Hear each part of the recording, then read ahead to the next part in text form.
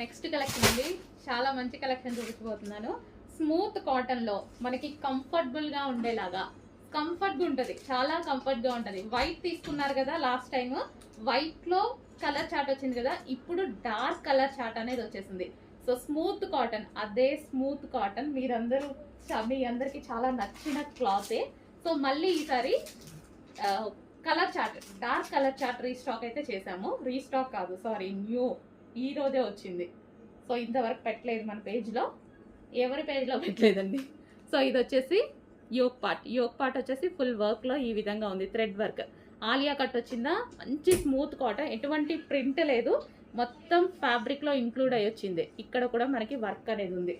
Okay, కింద కూడా అండి.